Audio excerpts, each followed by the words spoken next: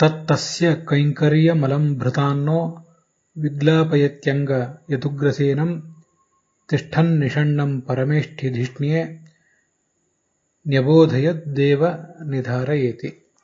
ಭಾಗವತದ 3ನೇ ಸ್ಕಂದದ 2ನೇ ಅಧ್ಯಾಯದ 22ನೇ ಶ್ಲೋಕ ಇದು. ವಿದುರನಿಗೆ ಉದ್ಧವ ಕೃಷ್ಣನ ಮಹಿಮೆಯನ್ನು ಹೇಳ್ತಿದ್ದಾನೆ.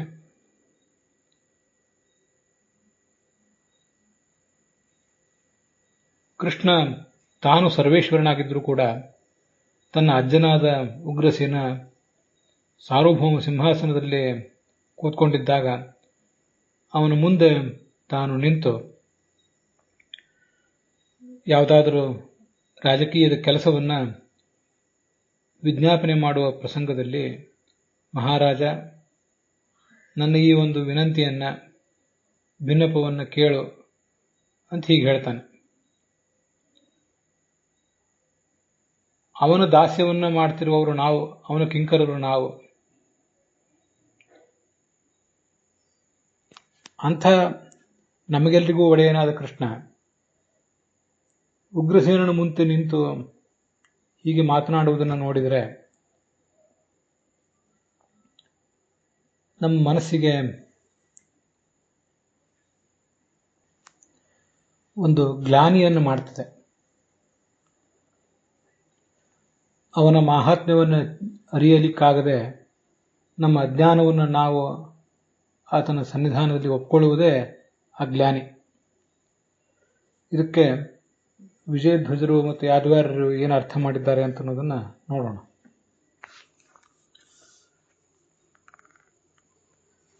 ಶ್ಲೋಕದಲ್ಲಿ ಸ್ವಲ್ಪ ವ್ಯತ್ಯಾಸ ಇದ್ದಂತೆ ಕಾಣಿಸ್ತದೆ. ತತ್ ತಸ್ಯ ಕೈಂಕರ್ಯಂ ಉಪಾಗತಾನ್ ನಃ.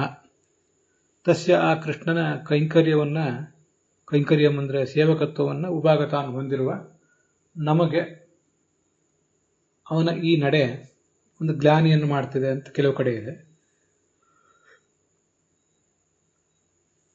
ತತ್ ತಸ್ಯ ಕೈಂಕರ್ಯಂ ಅಲಂ ಭೃತಾನ್ನಃ ಅಂತ ಇನ್ನೊಂದು ಕೆಲವು ಕಡೆ ಇದೆ. ಅವನ ಈ ಕೈಂಕರ್ಯ, ಉಗ್ರಸೇನನೆದುರಿಗೆ ಆತ ತೋರಿಸುವ ಕೈಂಕರ್ಯ, ಒಂದು ದಾಸ್ಯ, ಭೃತಾನ್ನಃ ಅವನ ಸೇವಕರೆನಿಸಿದ ನಮಗೆ ಗ್ಲಾನಿಯನ್ನು ತಂದೊಡ್ಡಿದೆ ಅಂತ ಇನ್ನೊಂದು ಪಾಠದ ಪ್ರಕಾರ ಅರ್ಥ ಆಗ್ತದೆ.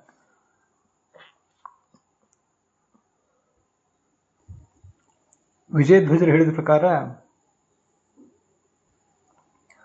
ಮತ್ತು ಯಾದವಾರರು ಹೇಳುವ ಪ್ರಕಾರ ತಸ್ಯ ಆ ಕೃಷ್ಣನ ಕೈಂಕರ್ಯಂ ದಾಸ್ಯವನ್ನ, ಅವನು ಸ್ವಾಮಿ ನಾವು ಮಾಲೀಕರು, ಅವನು ಸ್ವಾಮಿ ನಾವು ದಾಸರು, ಮಾಲೀಕರಲ್ಲ. ಹೀಗೆ ದಾಸತ್ವವನ್ನು ಹೊಂದಿದಂತಹ ನಮಗೆ ಇದೊಂದು ಗ್ಲಾನಿ ಮಾಡ್ತಿದೆ ಅಂತ ಅದರ ಅಭಿಪ್ರಾಯ ಆಗ್ತದೆ. ತಸ್ಯ ಕೈಂಕರ್ಯ ಮಲಂಭೃತ ಅನ್ನೋ ಪಾಠದ ಪ್ರಕಾರ ಕೃಷ್ಣನೇ ದಾಸನಾಗಿ ಉಗ್ರಸೇನನನ್ನ ಸ್ವಾಮಿ ಎಂಬುದಾಗಿ ಭಾವಿಸಿ ಮಾಡುವ ಕೈಂಕರ್ಯ ಅಂತ ಅರ್ಥ ಆಗ್ತದೆ. ಇಲ್ಲಿ ಪಾಠ ಹೀಗೆ ವ್ಯತ್ಯಾಸ ಇದ್ರೂ ಕೂಡ ತಾತ್ಪರ್ಯದ ದೃಷ್ಟಿಯಿಂದ ಏನು ವ್ಯತ್ಯಾಸ ಆಗೋದಿಲ್ಲ. ಪರಮೇಷ್ಠಿಧಿಷ್ಣ್ಯ ಅಂದರೆ ಸಾರ್ವಭೌಮ ಸಿಂಹಾಸನ, ಅದರ ಮೇಲೆ ಕೂತ ಉಗ್ರಸೇನನನ್ನ ಇವನು ವಿನಂತಿಸ್ತಾನೆ, ತಾನು ಕೆಳಗೆ ನಿಂತ್ಕೊಂಡು. ದೇವ ಅಸ್ಮದ್ ವಿಜ್ಞಾಪನಂ ನಿಧಾರಯ ಚಿತ್ತೇ ಕುರು. ನಾವೇನೋ ಹೇಳುವುದಿದೆ ನಿನ್ನೆದುರಿಗೆ, ಅದನ್ನು ಕೇಳು ರಾಜನೇ ಅಂತ ಕೇಳ್ಕೊತಾನೆ. ಇಲ್ಲಿ ವಿಗ್ಲಾಪಯತಿ ಅಂತಿದೆಯಲ್ಲ, ಅದು ಮಾಹಾತ್ಮ್ಯ ವಿಷಯ ಅಜ್ಞಾನ ಲಕ್ಷಣ ಗ್ಲಾನಿ ಉತ್ಪಾದಯತೆ. ನಮ್ಮನ್ನು ಅದು ಗ್ಲಾನಿಗೆ ಈಡು ಮಾಡಿದೆ ಅಂತ ಶ್ಲೋಕದಲ್ಲಿದೆ. ಗ್ಲಾನಿ ಅಂದ್ರೆ ಏನು? ಭಗವಂತನ ಮಹಾತ್ಮ್ಯವನ್ನು ಅರಿಯಲಿಕ್ಕಾಗದ ಒಂದು ಅಜ್ಞಾನ. ಆ ಅಜ್ಞಾನದ ಅನ್ನುವುದೇ ಗ್ಲಾನಿ ಅಂತ ವಿಜಯಧ್ವಜರ ಅರ್ಥ ಬರೆದಿದ್ದಾರೆ. ಆ ಅರ್ಥ ಚೆನ್ನಾಗಿದೆ. ಯಾದವಾರ್ಯರು ಗ್ಲಾನಿ ಅಂದ್ರೆ ಚಿತ್ತ ಚಾಂಚಲ್ಯ ಪರಿಹಾರ ರೂಪಾಂ ಗ್ಲಾನಿಂ ಪ್ರಾಪಯತಿ ಅಂತ ಅರ್ಥ ಬರೆದಿದ್ದಾರೆ. ಕೃಷ್ಣ ಹೀಗೆಲ್ಲ ಉಗ್ರಸೇನನೆದುರಿಗೆ ತನ್ನ ದಾಸತ್ವವನ್ನು ತೋರಿಸಿಕೊಂಡಾಗ ಯಾಕೆ ಹೀಗೆ ಮಾಡ್ತಿದ್ದಾನೆ ಕೃಷ್ಣ? ಅಸುರಜನ ಮೋಹಕ್ಕಾಗಿ ಮಾಡ್ತಿದ್ದಾನೋ ಅಥವಾ ಉಗ್ರಸೇನಂತ ಭಕ್ತನ ಮೇಲಿನ ವಾತ್ಸಲ್ಯದಿಂದ ಹೀಗೆ ಮಾಡ್ತಿದ್ದಾನೋ ಅಂತ ನಾವು ಸಮಾಧಾನ ಮಾಡ್ಕೋಬೇಕಾಗ್ತದೆ. ಈ ಸಮಾಧಾನದಿಂದ ನಮಗೊಂದು ಗ್ಲಾನಿ ಬಂದಿದೆ. ಗ್ಲಾನಿ ಅಂದ್ರೆ ಪರಿಹಾರ ಅಂತ ಅರ್ಥ ಹೇಳ್ತಾರೆ ಯಾದವಾರರು. ಚಿತ್ತ ಚಾಂಚಲ್ಯಕ್ಕೊಂದು ಪರಿಹಾರ ಬಂದೊದಗಿದೆ. ಚಿತ್ತ ಚಂಚಲ ಆಗಿದೆ ಕೃಷ್ಣನ ಈ ಚರ್ಯೆಯನ್ನು ನೋಡಿ, ಯಾಕೆ ಹೀಗೆ ಮಾಡ್ತಿದ್ದಾನೆ ಅಂತ. ಅದಾದಮೇಲೆ ಒಂದು ಸಮಾಧಾನ ಸಿಕ್ಕಿದೆ. ಯಾರೋ ಅಜ್ಞಾನಿ ಜನಗಳು, ರಾಕ್ಷಸರು ಮೊದಲಾದವರು ಮೋಹಕ್ಕಾಗಿ ಹೀಗೆ ಮಾಡಿರಬಹುದು, ಅಥವಾ ಭಕ್ತ ವಾತ್ಸಲ್ಯದಿಂದ ಹೀಗೆ ಮಾಡಿರಬಹುದು ಅನ್ನೋ ಸಮಾಧಾನ ನಾವು ಪಟ್ಕೊಳ್ಬೇಕಾಗ್ತದೆ. ಹೀಗೆ ಚಿತ್ತ ಚಾಂಚಲ್ಯಕ್ಕೆ ಪರಿಹಾರ ಏನಿದೆ ಈ ಸಮಾಧಾನದಿಂದ ಸಿಗ್ತದೆ. ಆ ಪರಿಹಾರವನ್ನೇ ಗ್ಲಾನಿ ಅಂತ ಅರ್ಥ ಹೇಳಿದ್ದಾರೆ ಯಾದವಾರರು. ಅದನ್ನೇ ನಮ್ಮ ಗುರುಗಳು ಪುರಾಣಿಕಾಚಾರ್ಯರು ಇದು ಅಸುರಜನ ಮೋಹನಕ್ಕಾಗಿಯೋ ಭಕ್ತವಾತ್ಸಲ್ಯ ಪ್ರದರ್ಶನಕ್ಕಾಗಿಯೋ ಮಾಡಿದ ನಟನೆ ಎಂದು ಮನಸ್ಸಿಗೆ ಸಮಾಧಾನ ತಂದುಕೊಳ್ಳಬೇಕಾಗುವುದು ಅಂತ ಅನುವಾದ ಮಾಡಿದ್ದಾರೆ. ಆದರೆ ಯಾದವಾರರು ಹೇಳಿದ ಆ ಅರ್ಥಕ್ಕಿಂತ ವಿಜಯಧ್ವಜರು ಹೇಳಿದ ಅರ್ಥ ಚೆನ್ನಾಗಿದೆ. ಗ್ಲಾನಿ ಅಂದರೆ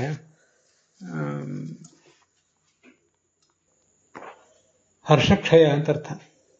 ಸಂತೋಷವನ್ನು ಕಳೆದುಕೊಂಡು ದುಃಖಕ್ಕೀಡಾಗುವುದು ಅಂತ.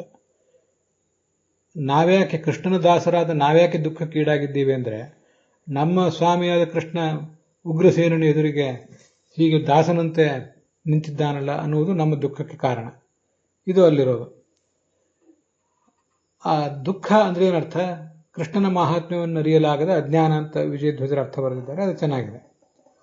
ಆದರೆ ಚಿತ್ತಚಾಂಚಲ್ಯ ಪರಿಹಾರ ರೂಪವಾದದ್ದು ಗ್ಲಾನಿ. ಗ್ಲಾನಿ ಅಂದರೆ ಚಿತ್ತಚಾಂಚಲ್ಯದ ಪರಿಹಾರ ಅಂತ ಯಾದವಾರ ಅರ್ಥ ಹೇಳಿದ್ದು ಸರಿಯಾಗೋದಿಲ್ಲ ಅಂತ ನನ್ನ ಭಾವನೆ. ಗ್ಲಾನಿ ಅನ್ನೋ ಶಬ್ದಕ್ಕೆ ದುಃಖ ಅಂತ ಅರ್ಥ ಇದೆ ಹೊರತು ಚಿತ್ತಚಾಂಚಲ್ಯದ ಪರಿಹಾರ ಅನ್ನುವ ಅರ್ಥ ಇಲ್ಲ ಗ್ಲಾನಿ ಶಬ್ದಕ್ಕೆ.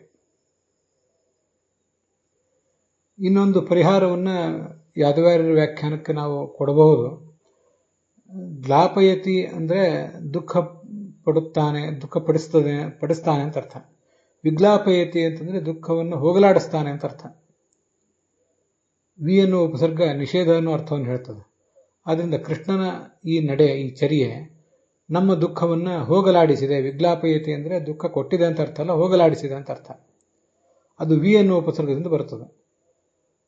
ಹಾಗರ್ಥ ಇಟ್ಕೊಳ್ಳಿಕ್ಕೆ ಏನು ತೊಂದರೆ ಇಲ್ಲ, ಆ ಥರ ಕಾಣಿಸ್ತದೆ. ಆದರೆ ಯಾದವಾರ್ಯರ ವ್ಯಾಖ್ಯಾನದಲ್ಲಿ ಚಿತ್ತ ಚಾಂಚಲ್ಯ ಪರಿಹಾರ ರೂಪಾಂ ವಿಗ್ಲಾನಿಂ ಪ್ರಾಪಯತಿ ಅಂತ ಹೇಳಬೇಕಾಗಿತ್ತು ಅವರು. ಬರೇ ಗ್ಲಾನಿ ಅಂದರೆ ದುಃಖ ಅಂತಲೇ ಅರ್ಥ. ದುಃಖ ಪರಿಹಾರ ಅಂತ ಹೀಗೆ ಅರ್ಥ ಹೇಳಬೇಕಾದ್ರೆ ಚಿತ್ತ ಚಾಂಚಲ್ಯ ಪರಿಹಾರ, ಮನಸ್ಸಿನ ಗೊಂದಲದ ಪರಿಹಾರ ಅಂತ ಅರ್ಥ ಹೇಳಬೇಕಾದ್ರೆ ಆ ಅರ್ಥ ಬರುವುದು ಬರೇ ಗ್ಲಾನಿ ಶಬ್ದದಿಂದಲ್ಲ, ವಿಗ್ಲಾನಿ ಎಂಬ ಶಬ್ದದಿಂದ.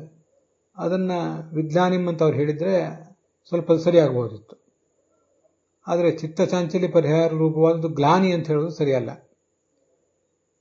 ಗ್ಲಾನಿ ಮತ್ತು ಚಿತ್ತಚಾಂಚಲ್ಯ ಪರಿಹಾರ ಇವೆರಡು ಕೂಡ ವಿರುದ್ಧ ಶಬ್ದಗಳು. ಇದು ನನ್ನ ವಿಶ್ಲೇಷಣೆ ಇದಕ್ಕೆ ಸಂಬಂಧಪಟ್ಟಂತೆ.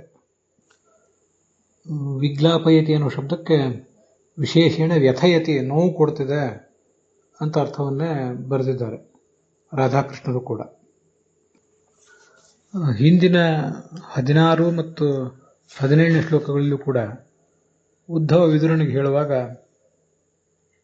ಕೃಷ್ಣನ ಈ ಚರ್ಯೆ ಮಾಂ ಖೇದಯತಿ, ನನಗಿದು ನೋವು ಕೊಟ್ಟಿದೆ, ಮತ್ತೆ ದುನೋತಿ ಚೇತಃ, ನನ್ನ ಮನಸ್ಸಿಗೆ ನೋವನಿಸಿದೆ ಅಂತ ಹೀಗೆ ಪ್ರಯೋಗ ಮಾಡಿದ್ದಾರೆ. ಅದಕ್ಕೆ ನೋವು ಅಂತಲೇ ಅರ್ಥ ಇದೆ, ಅಲ್ಲೇನು ಅರ್ಥ ಬದಲಾವಣೆ ಏನಾಗಿಲ್ಲ. ಅದರಂತೆ ಈಗ ನಾವು ನೋಡ್ತಿರುವ ಶ್ಲೋಕಕ್ಕೂ ಕೂಡ ಮನಃ ವ್ಯಥಯತಿ ಅಜ್ಞಾನ ಲಕ್ಷಣಾಂ ಗ್ಲಾನಿಂ ಉತ್ಪಾದಯತಿ ಅಂತ ಅರ್ಥ ಬರೆಯೋದೇ ಹೆಚ್ಚು ಯೋಗ್ಯ. ಆದ್ದರಿಂದ ಯಾದವಾರ್ಯರು ಹೇಳಿದ್ರ ಬಗ್ಗೆ ಹೀಗೆ ನನಗೆ ಸ್ವಲ್ಪ ಸಮಾಧಾನ ಇಲ್ಲ. ಹೀಗೆ 22ನೇ ಶ್ಲೋಕದ ವಿವರದೊಂದಿಗೆ ಇವತ್ತಿನ ಈ ಭಾಗ ಸಮಾಪ್ತ ಆಗಿದೆ.